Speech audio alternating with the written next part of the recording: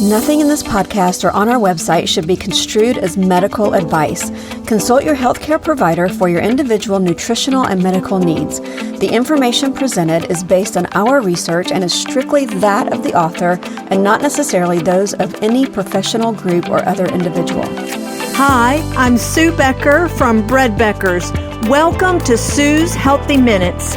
I'm so excited you've joined me today, and I hope this episode encourages you and allows you to find the answers you have been praying for the health of you and your family. Today on Sue's Healthy Minutes, I have as my guest Louise Coulter. A few weeks ago, Louise reached out to me with a request for me to come speak at her church in Santa Rosa, Florida. Through our conversation, she mentioned that she had an It's the Bread story to tell and was very excited about all the Lord is doing in the Emerald Coast of Florida. Those were her words. So I said, well, let's get you on the podcast to share all about it. So welcome, Louise. Welcome to Sue's Healthy Minutes. It's an honor to speak to you today. Tell us a little bit about yourself, your family, where you're from, and what you're doing these days. Well, thank you, Sue. First, let me say it's such an honor to be on your podcast. I'm so thankful for you and your pioneering spirit and you overcoming the fear and being obedient to what you heard the Lord tell you when you made the decision to start Bread Beckers. So I'm so thankful. Just a little bit about myself. My husband and I, we live in Santa Rosa Beach, Florida, which is in the panhandle of Florida near Destin and 30A. A lot of people are familiar with the vacation destination that we get to live in. And we've been in this area for about 20 years. And my husband's he's a musician. He's a music instructor in Miramar Beach. And we have two beautiful daughters. They're both in their 20s. And our oldest lives nearby. And our youngest is in Orlando, Florida. So we are just blessed to live where we live. And a little bit of my background is I'm actually a mechanical engineer by trade, and I work full-time for the Department of War or the Department of Defense on a contract. So we support the Air Force and the 96 Test Wing. And I tell people, we get to blow up stuff at work and clean it up. So it's pretty cool. That sounds pretty cool. So if you hear a jets, in the background, I'm actually on base right now. Oh. And I help to run a large contract. We have about 900 employees, and we are supporting the Air Force in testing whatever it is that they want to test. And I'm a vice president with the company. So I get to spend a lot of time at work, but I love my job, and I love the people that I get to work with. That is absolutely amazing and definitely a first. So, wow. How did you come to be in this profession? You graduated obviously in mechanical engineering.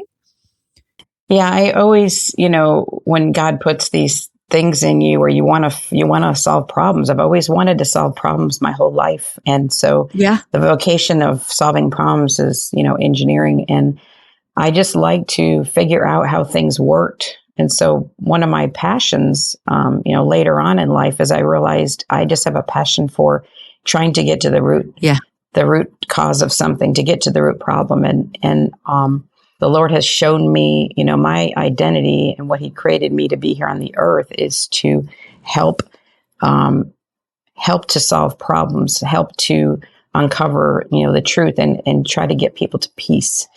And so I've studied a lot on just healing, and I've studied the word a lot to understand, Lord, why are we struggling so much, right now? So my mind works like an engineer where I want to solve the problem, but I have to join my mind with the mind of Christ. So I don't try to figure it all out in my own head. I know. That's amazing that gift that God gave you to get to the root carries over in health and wellness and helping others, not just blowing things up, but helping others. Yes. So that's amazing. So I know we have a mutual friend or contact anyway in Dr. Ben Edwards from Veritas Wellness in Lubbock, Texas.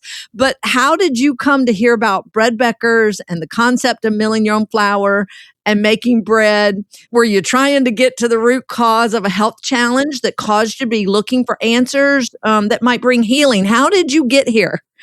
Oh, that's funny. My sister told me about it probably 4 years ago, but she was doing it more as a prepper. She had bought grains and she was telling me about the storage of the grains and how they'll last. And I didn't feel led to do prepping like that. But it just kept coming up, milling my own flour. And I was like, I'm not going to jump into something else without being fully convinced that I need to do this. And so I really, for about a year, just contemplated, do I need to do this, Lord? And then one day I finally heard, you need to do this. And I wasn't searching milling my own flour for specifically just the healing, but I was like, there's something going on here that we're missing. Yeah. So I bought a mill it was about a year ago. Of course, they were on back order when I went to buy one. Oh, yeah. But eventually it came in, and I started milling my own flour, and I posted on Facebook just, hey, I'm doing this. And I think at the time there wasn't a lot around where I live. And I started, a learning curve of starting to make bread and muffins. And I was sharing, a month or so into my journey, I was sharing with another person at church, Alba Sweeney, who had serious health challenges. I'd shared with her what I was doing. And she did a little bit of research on her own, and she decided, I'm going to do it. And she just jumped in the deep end. And so Alba has an amazing testimony. I'm going to ask her to send it to you so that you can personally hear her testimony.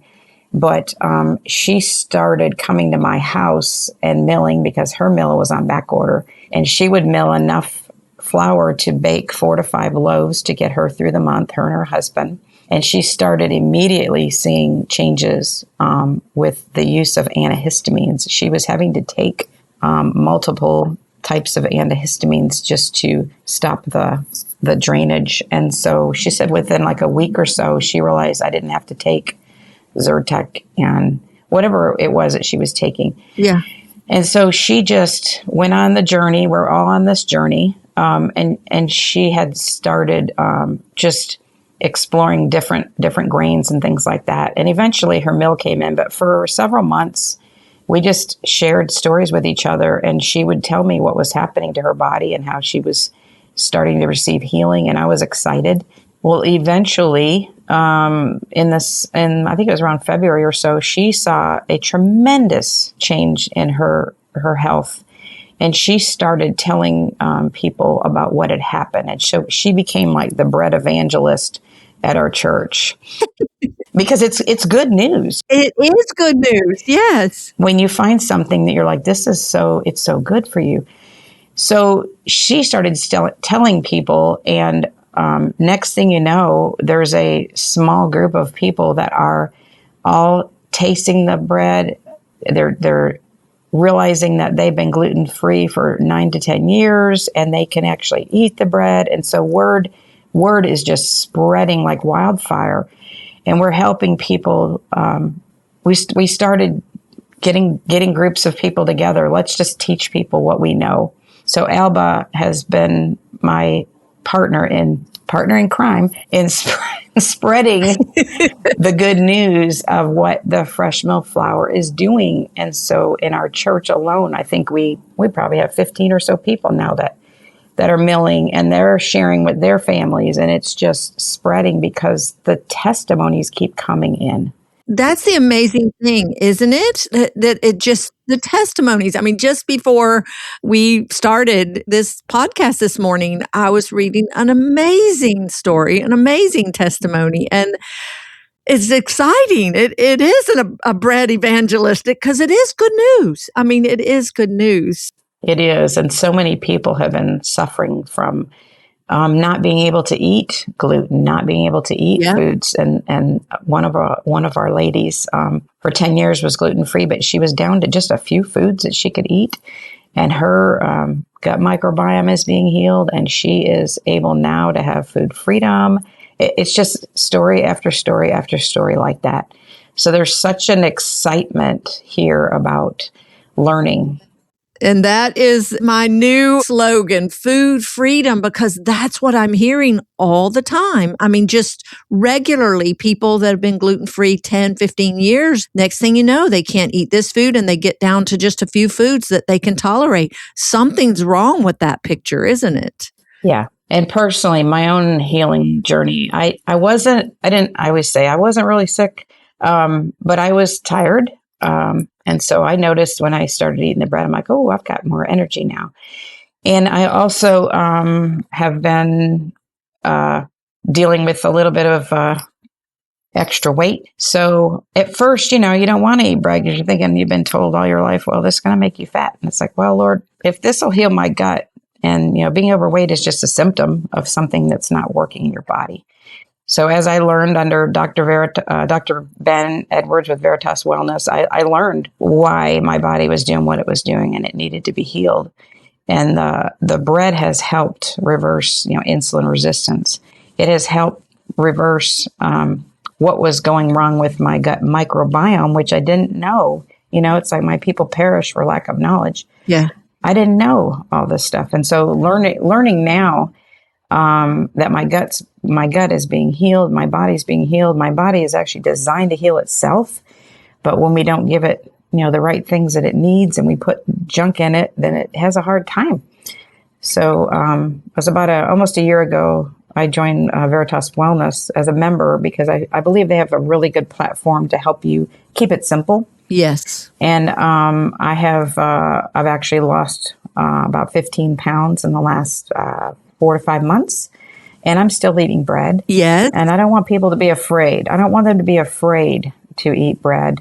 You just gotta listen to what your body wants and understand what symptoms are going on in your body and get to the root of what the issue is. Yes. So I'm thankful that it is finally, it's coming off, but I'm not in a hurry. I'm just doing what I feel that the Lord's, telling me to do. That's amazing. Yeah, that's the real myth that people think they can't eat this bread. It's going to make them fat, and unfortunately the bread in the store, yes. Yeah. That causes all sorts of issues. Like you said, insulin resistant, it messes with your gut microbiome. And it is typically a high calorie food with empty in nutrients. So you sound very much like me. When I first started, I didn't think of myself as sick, but I had issues, that when they resolved, you went, oh, wow, okay, constipation is a big problem. Sinus congestion, chronic sinus congestion, big problem. And I was tired, and I right away noticed more energy. So it sounds very familiar. Sometimes I think we don't realize that we're sick. We just think that's life, Yeah. We're used to it. We don't really notice it until we go, I don't have to live that way. It's not just life. So did you go all in when you started, or did you ease into whole grains? Because that's the thing everybody wants to know. How much bread do you eat? Well, once you learn something, I stopped buying stuff in the store. I thought I'm going all in. Yeah. And the challenge I had was I work full time. Right. So, the enemy will tell you, well, you don't have time for this, and how are you going to do that? And it's just too hard. And I'm like, no, I'm going to do it. So I set aside time, every 2 weeks I'm off every other Friday. I set aside that time to bake.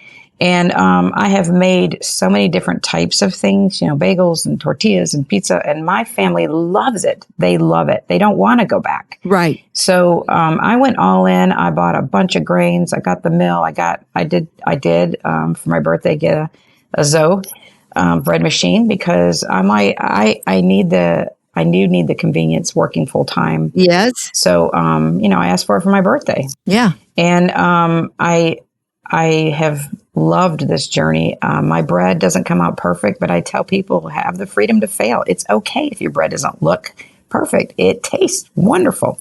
Yes, it does. Even the failures. Even the failures taste good. Yeah. So I just encourage people, do what you feel led to do. And, some people want to go down the route of a specific grain. And I'm like, I just bought a bunch of grains and I've been experimenting and we've been just having fun with it. We're making pasta now. Oh my I've got God. a pasta extruder that I haven't tried yet.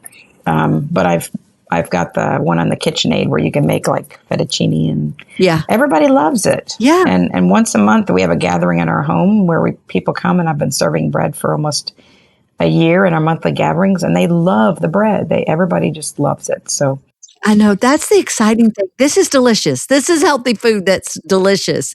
And especially when you've thought, for years that you can't have bread and you taste it and it's delicious. Yeah. Something that you said there, it is interesting. I see a lot of people say, oh, do you have a recipe that uses spelt, or do you have a recipe that uses einkorn or kamut? And I just want to say, and I think that's what you are saying, and you found you don't need a specific recipe. Just, it might need a little more flour, might need a little less, but you can use different grains in the very same recipes that you're using. It doesn't have to be complicated. Yeah. And I think people just need to have the freedom to just try, just experiment, because it's intimidating when at first you're like, oh, I can't believe I'm doing this. But then I was like, okay, I'm jumping in, and I've been having fun. And it's so helpful to have other people that are also going through the same journey, because you share stories, you share recipes. And so there's this community that is just building right now in the Emerald Coast of people that are sharing their testimony, sharing their successes, sharing recipes. And I'm on a text thread with a group, and sometimes I look down and there's like 65 messages. I'm like, I'm at work. I don't have time, but I try to catch up, and I'm like, it's so fun to watch. And there's so much joy that people are having with just, learning about milling your own flour. It's amazing. I feel your excitement. And that's one that I sometimes feel like I just can't explain to people how exciting it is when someone comes up to you and the joy that they share, not just in the health benefits, but just the putting healthy food on the table that their family loves. And I don't know, there's something very rewarding about making bread and milling your own flour. It's hard to explain to people that haven't joined the journey yet, I think. Yeah. But another thing is people say, gosh, I'm just busy. I just had my second child or my third child, or I work full time or whatever. And I think you're such an encouragement. You work full time. You have Fridays every other week off. But I just, like you, want to encourage people, find a rhythm, find a place, find a little cubbyhole, if you will, of time that works for you. And then also get the right tools. I know it's an outlay of money, but a mill, a bread machine might be the best tool for you. And like you said, you can, especially with the Zoharushi, the best bread machine out there, it has a time delay, and it doesn't take but 5 minutes to put all the ingredients in.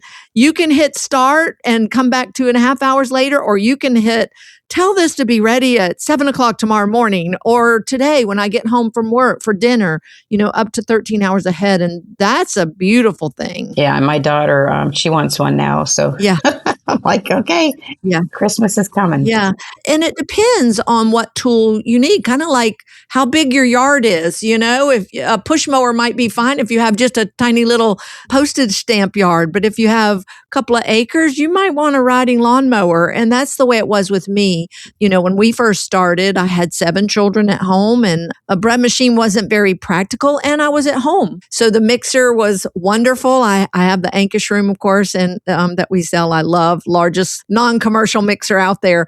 And, I could put dough on to make 6 loaves of bread at a time. And then I was done for several days. So, that might be an option as well for people, but get the tools. Find the rhythm that works for you. Your rhythm may not be my rhythm, but find the spot. And the bread can be frozen. Once the bread is baked, the nutritional loss is minimal. So do what you can to put this in your lifestyle would be my encouragement. And it sounds like yours as well. Absolutely. And we've been, we live in a world that tells us there's not enough time, there's not enough money. And it's like, wait a minute, the kingdom doesn't operate like that. Like, ask the Lord, show me how to do this, Lord. He will provide the time for you. There may be something that you're doing that he wants you to stop doing. Yeah. So there's always enough time in the kingdom if we got our priorities straight. And so I bought a mixer. I do 6 to 8 loaves at a time also. So I have figured out how to make more with the time that I have. And I drive 45 minutes one way to work. So I am busy, but I have prioritized, the health of my family and myself. And I encourage people, don't be afraid to get started. I tell people, just get some berries and make cream of wheat. Just start getting it in your body. Just boil it. Yeah, boil the grains. In the Mediterranean diet, they eat a lot of boiled grains and just boil it, cool it, add some red peppers and green onions. And I have a recipe in one of my books. It's fresh peaches and fresh corn, cut off the cob. And then you make this vinaigrette. It is so delicious. And I think people are thinking bread. I got to make a loaf of yeast leaven and then sourdough. I got to make sourdough. That's the only, no, right. Boil it and eat it, grind it. And like you said, make cream of wheat. We're talking minutes, maybe, I guess. Yes. In that same email that I just read before we got started, she was having trouble with making yeast bread, and she said, I finally just gave up. I'm making muffins, and she has seen tremendous health benefits. And I know when I started and had, 7 children, homeschooling and laundry and all the things, some days muffins were what happened. Yeast bread just didn't get started. And so then it was too late by the time we needed it. And so that stir up in 5 minutes, bakes in 15 to 20. And the sky's the limit. Just like with using different grains, just be creative. I think today with the internet and social media, people posting their beautiful loaves makes us think that we've failed if our loaf doesn't come out beautiful. Yeah. My sourdough loaf this morning didn't have a ear, as they call it. It didn't bust open. And I'm like, man, it's not picture worthy, but I'm telling you what, when we're done here, I'm going to have a slice of that with some good butter, and it's going to be delicious, made with 100% spelt. Yeah.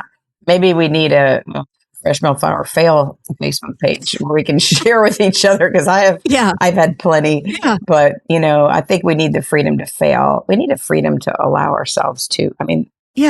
That's how you learn, is you fail and you go, I forgot to put the yeast in that time. That's happened. Exactly. Yeah. So, yeah. Maybe we should start a Facebook group called Ugly But Delicious. Ugly But Delicious. I don't know. Anyway. I love it. Yeah. So you reached out asking me to come to your church in Santa Rosa Beach, Florida. And as lots of people have jumped on board, and I'm so excited to hear of all the people. And I think we'll keep this momentum going. But I know there's other stories, or do you have any other stories that you feel led to share that's happening in your church? Or you want me to reach out to them and let them tell their own stories? I think it's good for people to tell their own testimonies. Yeah. And so I would love for you to be able to contact some other folks. And I'm going to ask the ladies to submit them to you, their testimonies, because that would be wonderful. That's how we overcome, by the blood of the Lamb and the word of our testimony. Exactly. And I was just listening to a teaching. It was on overcoming anxiety. And it was saying the number one way emotion of overcoming anxiety is not joy, it's not love, but it's awe. And most of the awe, yes, we have awe when we look at God's beautiful creation and all of that. But it said the number one way people feel awe is when they hear the testimonies of others, of what someone has either done in their life or they did, a heroic move or something like that. It was so interesting. So it's good to hear testimonies. And just to everybody listening out there today, I never get tired of hearing your stories and your testimonies. They keep me going, because as excited as I am, I get weary, I get tired, especially when you hear a naysayer or someone attacks you negatively. You're like, okay, is this real? And then a story will come in and it just lifts my spirit more than anything. So it's just such a pleasure to have you on today and for you to share the momentum that's growing in your church. Are there any final words of encouragement that you would like to share with everyone? Anything that you just felt like God put on your heart and you haven't shared yet? I think the biggest thing He's put on my heart is, we've believed lies for a long time. The world has told us sunlight is bad and salt is bad and weed is bad. And then you come to realize that this isn't true. I believed a lie for a long time because that's what the world said.